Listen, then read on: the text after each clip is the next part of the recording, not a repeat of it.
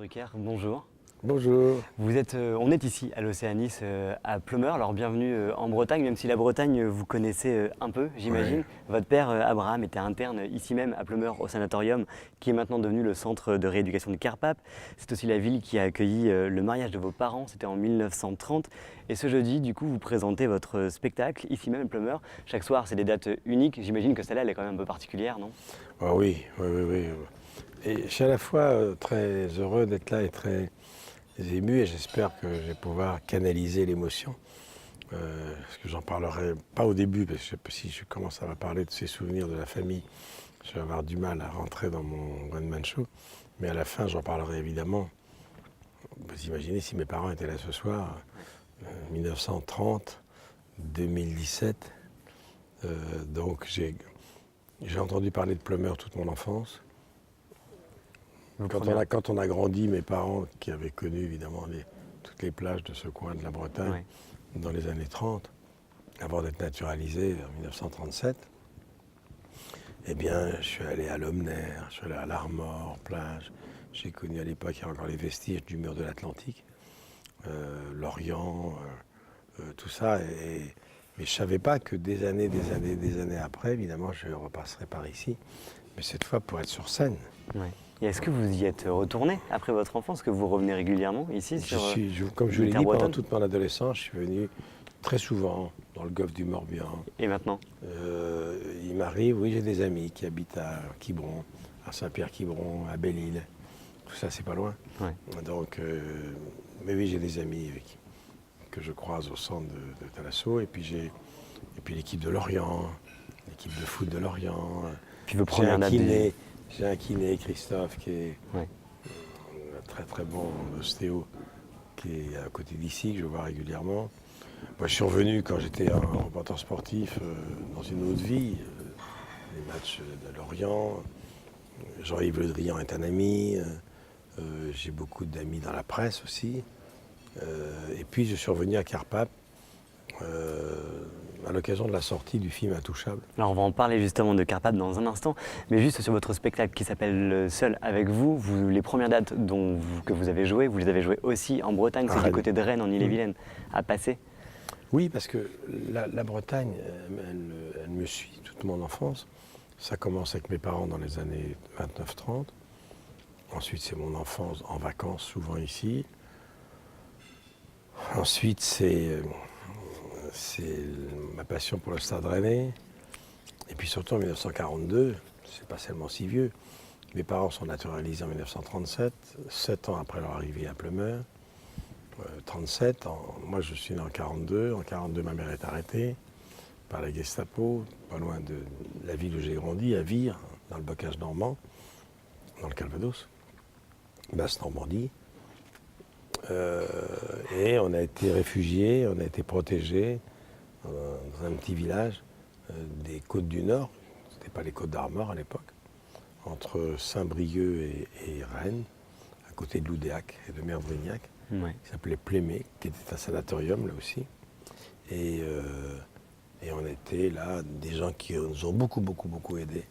On est restés amis jusqu'à leur disparition. Il y a encore quelqu'un qui vit d'ailleurs, la famille Fagé, qui dirigeait le sanatorium dans les années 50 de Plémé, où là je suis allé tous les ans. Tous les ans à Noël, j'allais à Plémé. Et Plémé, c'est Saint-Main-le-Grand à côté, c'est le pays des bobets, c'est l'insouciance de l'enfance. Donc la Bretagne, c'est très important. Alors, du coup, vous avez l'occasion d'y revenir maintenant avec votre spectacle. Justement, on est sur le plateau de votre spectacle. Vous parcourez la France avec Seul avec vous, ce one-man show. Vous nous parlez de vos souvenirs télévisuels, de vos souvenirs du coup aussi bretons un petit peu. C'était quoi? C'était l'envie de rencontrer les gens, de leur parler différemment qu'à travers un écran? C'était l'envie d'abord de faire un replay, d'appuyer sur la touche pause, de regarder dans le rétroviseur et de vérifier si j'avais vécu tout ça. Parce que en 2014, il y a 3 ans, ce que je vous raconte, c'est le début de mon spectacle. Maintenant, mais comment tout ça est né? Alors, sans doute l'envie cachée de savoir ce que ressentent seuls sur scène tous ceux que je présente depuis 3 générations. Et ça, c'est l'exercice le plus difficile. Parce qu'il y a le track, c'est ça? Non, puis on est seul. Quand Ouais. on est chanteur, il y a des musiciens, il y a des Presque choristes. ça, il y a Easy avec nous. Là. Oui, mais elle vient à la fin. Mais quand on est en troupe, on n'est pas tout seul. Chacun a son texte. Quand on chante, on a des choristes.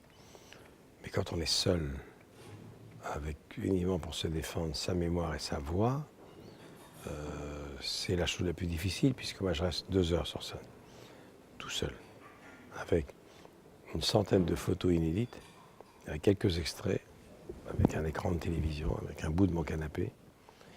Et je raconte 50 ans, pas seulement de ma vie, de la vie de ceux qui sont dans la salle, puisque tout ce que je raconte, ce sont des souvenirs qu'on a vécus ensemble, avec le public.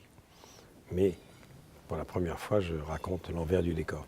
Et puis il y Je a raconte ce qui s'est passé en coulisses. il y a ce fameux canapé rouge qui vous suit partout. On regarde justement un extrait de votre spectacle. Résumer plus de 53 ans de votre vie et de la mienne dans cette boîte qui a changé ma vie et la vôtre, c'est compliqué. Alors j'ai choisi des zooms, des moments importants. Il y a 2 ans, coup de téléphone d'un journaliste qui me dit « Vous êtes un des animateurs emblématiques de l'histoire de la télé avec Zitrone, Martin et Guy Lux. Ça vous fait plaisir ?» Ben, je suis surtout le seul vivant. Celui qui m'impressionne le plus, je le croise dans l'ascenseur, enfin j'essaie de me glisser avec de l'ascenseur, Léon Zitrone. Un jour à Interville, il se casse la gueule dans une fosse d'orchestre. J'appelle les pompiers, lui est au fond de la fosse d'orchestre, il dit « Non, non, non, n'approchez pas Michel, personne, les photographes d'abord. » 4 heures du matin, drin drin. « C'est Johnny, qu'est-ce que tu fais ?» Il dit, je dors. Est-ce que tu as vu Apocalypse Now? Tu sais, le film de Coppola avec Robert Duval, ils sont à 4 hélicos, ils attaquent le Vietnam. Eh bien, on va attaquer le Stade de France et tu vas me déposer sur la Fule. Bonne nuit.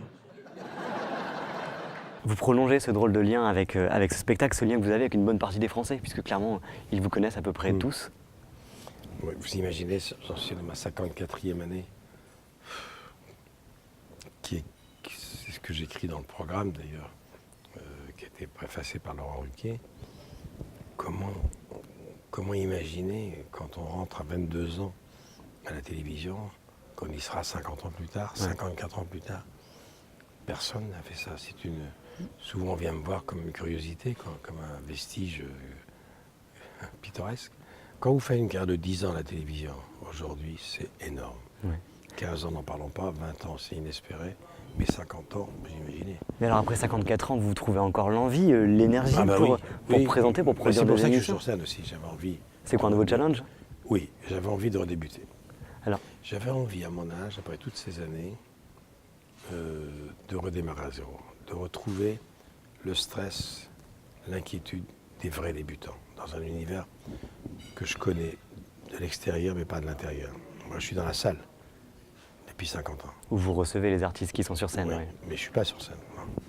Là, je sais ce que c'est. Maintenant, je sais ce que c'est, et puis j'ai beaucoup travaillé, j'ai écrit tout seul, tout ça. Et puis surtout, ça m'a redonné l'envie, mais ça m'a redonné l'envie de refaire de la télévision autrement, c'est-à-dire avec un autre ton. C'est-à-dire ce que je fais à la télévision maintenant, j'aurais pas pu le faire. Le ton, si vous regardez le ton de mes émissions à 10 ans, c'est pas le même. Oui. Depuis le temps qu'on me dit quand est-ce que Michel il va se lâcher comme il est en coulisses, vous verrez ça ce soir. Là, vous allez découvrir effectivement quelqu'un qui a beaucoup changé. Parce qu'on change beaucoup. Et contrairement à ce qu'on pense, j'ai pris beaucoup de risques dans ma vie. Succéder à Jacques Martin il y a 22 ans, je peux vous dire, il fallait y aller. Lancer à même pas 30 ans une émission sur une page blanche, mais j'avais jamais fait ça. À 20h30 le samedi soir, créer une émission comme Champs-Élysées, Studio Gabriel, Access Prime Time, c'est-à-dire tout ce que j'ai fait jusqu'à maintenant sont des émissions qui ont duré soit 5 ans au quotidien, ce qui est énorme, soit plus de 30 ans l'après-midi, parce qu'avant, ça fait plus de 20 ans que je succédais à Jacques Martin, mais avant Champs-Élysées, je faisais déjà le dimanche. Oui. Ça s'appelait les rendez-vous du dimanche. Et sport, en fait, j'ai fait ça 8 ans, entre 1974 et 1982. Donc c'était...